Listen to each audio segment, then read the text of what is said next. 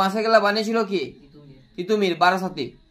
ঠিক আছে, তিতুমির হচ্ছে যার প্রকৃত নাম হচ্ছে মীর নিসার আলী। তিনি ছিলেন হচ্ছে বাংলায় ওয়াহাবি আন্দোলনের নেতা। ঠিক আছে, তিতুমির। ফরাজি আন্দোলন কে গড়ে তুলেছিলেন বা ফরাজি আন্দোলনের প্রতিষ্ঠাতা কে? হাজী শরীয়তুল্লাহ। ফরাজি আন্দোলনের প্রতিষ্ঠাতা হাজী শরীয়তুল্লাহ। কোন কোন পত্রিকা নীল চাষীদের পক্ষে, নীল চাষী যারা নীল চাষ করতো তাদের পক্ষে দাঁড়িয়েছিল কারা? হিন্দু প্যাট্রিয়ট, সোমপ্রকাশ পত্রিকা। হিন্দু প্যাট্রিয়ট এবং সোমপ্রকাশ এই দুটা পত্রিকার এডিটর কে বলতে হবে আমাকে?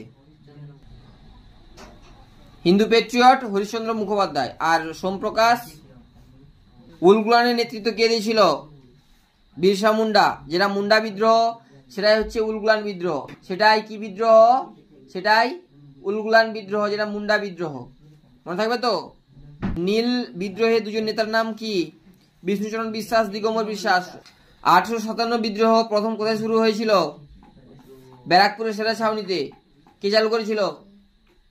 মঙ্গল পাণ্ডে। মঙ্গল পাণ্ডে ছিল 1857 বিদ্রোহের প্রথম শহীদ, ছিলেন মঙ্গল পাণ্ডে।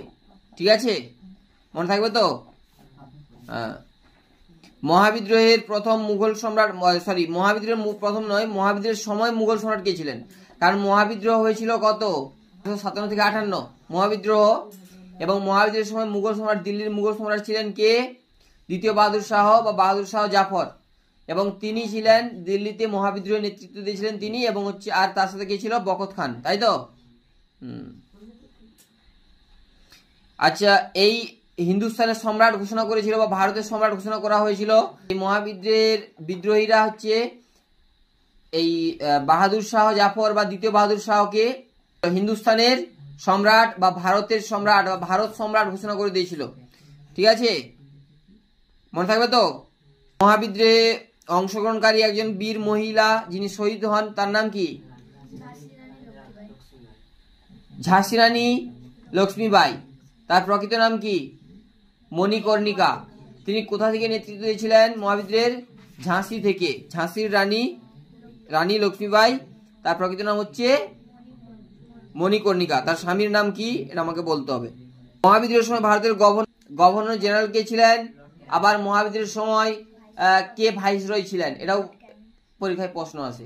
মহাবিদ্রোহের সময় গভর্নর জেনারেল ছিলেন লর্ড ক্যানিং, তিনি হলেন শেষ গভর্নর জেনারেল।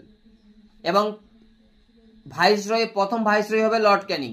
কারণ মহাবিদ্রোহের সময় যখন ইস্ট ইন্ডিয়া কোম্পানির উচ্ছেদ হচ্ছে, অবসান ঘটে, যখন ক্রাউন রুল চালু হচ্ছে, তখন মহারানী ঘোষণাপত্র অনুযায়ী 1 নভেম্বর